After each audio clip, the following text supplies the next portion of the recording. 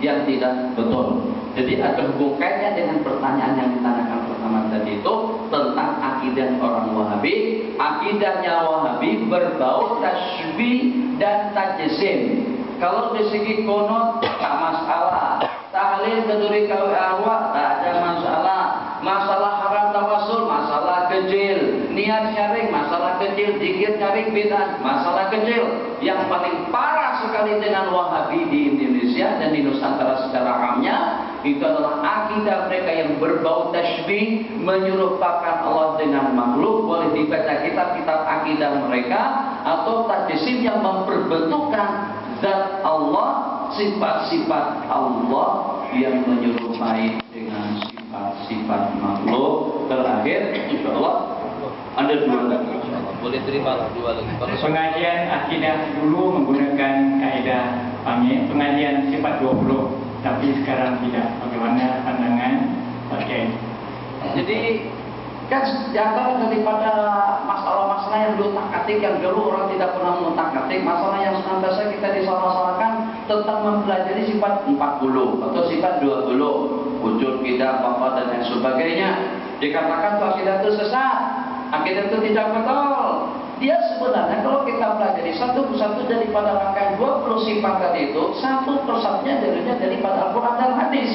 Tidak ada satupun yang lari dan lepas daripada panggul Al-Quran dan hadis. Yang tidak adanya angka 20 sifat, 21 atau menjadi 40 dengan sifat yang sebaliknya, yang wajib kita imani dan juga wajib kita percayai. Yang tidak terus karena bilangannya saja, sementara dengan isi kandungannya itu ada sejak daripada zaman Sayyidina Rasulullah SAW. Bahasa yang paling sederhana, Rasul tidak pernah mengatakan rukun sembahyang itu ada 13. Nanti kita tak pernah katakan rukun sembahyang menurut pendapat itu adalah 17. Yang mengatakan rukun wudu ada 6 itu adalah ulama. Yang mengatakan rukun sembahyang ada 13 itu juga ulama, untuk memudahkan kita mengingat dan menghafalnya, supaya jangan sampai ada salah satu daripada rukun sembahyang tertinggalkan pada waktu kita sembahyang. Macam itulah juga dengan sifat 20. Jadi yang membuat mereka agak keberatan dengan angka 20-nya, isi kandungan daripada sifat-sifat tersebut sesuai dengan panduan Al-Quran dan hadis. Ada dengan salah seorang tak mau makan martabak, makan martabak haram, sebab karena Rasul tidak pernah makan martabak.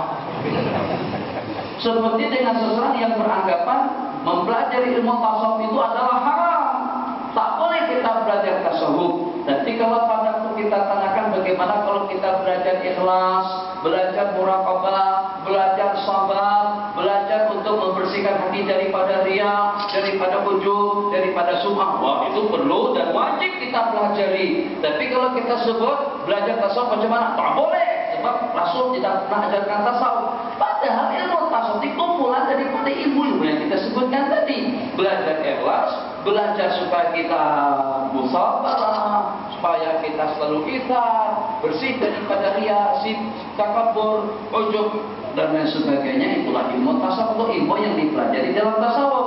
Perbandingan kumpulan yang mengharamkan orang belajar tasawuf sama dengan orang yang mengharamkan kita memakan martabak. Tak boleh. Kenapa? Sebab martabak tidak ada di zaman Rasul.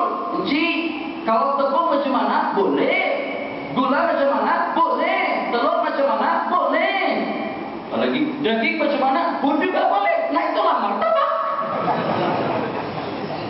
Kan itu bahan-bahannya kan boleh tak? Boleh tak? Tanya tepungnya macam mana? Kan dalam martabak ada tepung, ada minyak, ada garam, ada telur ayam, telur itik, kemudian juga ada daging. Betul, rempah-rempahnya, bumbu-bumbunya dan pelengkapannya.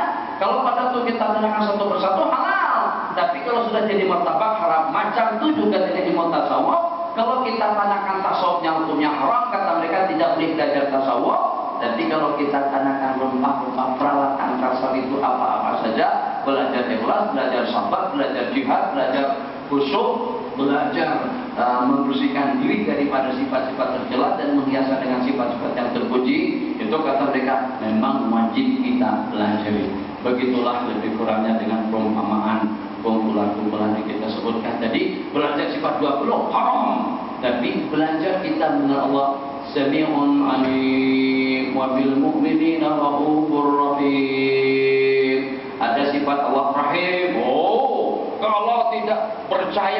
bahwasanya Allah itu maujud, Anda itu kafir. Kita katakan itulah dia diantara dari penerapan sifat 20. Nah, itulah amsilah dari Quran yang terakhir Tuan Haji, yang ditambah lagi Tuan Haji ya. Mahkamah Malaysia telah membenarkan Kristen menggunakan perkataan Allah. Bagaimana? Itu tanya sama Tuan Guru Kelantan. Ya, kawan-kawan kita dari sana yang ini dalam mana?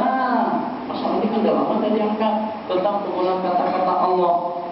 Jadi sebenarnya yang pada dasarnya agama yang dasarnya daripada kitab Taurat, yang dasarnya daripada kitab Al-Injil, Zabur, Quran itu daripada sumber yang sama. Nabiullah Isa menerima kitab Injil, Nabiullah Musa menerima kitab At-Taurat, Nabiullah Daud menerima kitab Az-Zabur, Nabi kita Muhammad SAW menerima kitab Al-Quran. Pada dasarnya penggunaan lafaz Allah itu bukan cuma hanya di dalam Al-Quran, pun juga ada di dalam kitab-kitab yang diturunkan Allah kepada nabi-nabi yang terdahulu. Ini saya bukan menggunakan tiket sesiapa. Wah, ini pasti nih pro kepada enggak ada. Nah, ini secara jujur saja. Wala in sa'altahum man khalaqa as-samawati wal arda la yaqulanna Allah. Itu jelas dalam Al-Quran dikatakan seperti itu. Kalau kalian tanyakan mereka siapa saja menciptakan langit dan bumi, saya dengan orang-orang kafir, Kristen, Yahudi dan siapa saja dikatakan kafir semuanya, mereka akan mengatakan itulah diciptakan oleh Allah. Tapi tentang sambul pada dengan politik dan lain sebagainya saya tidak ada komen. Tapi kalau secara hukumnya memang seperti itu.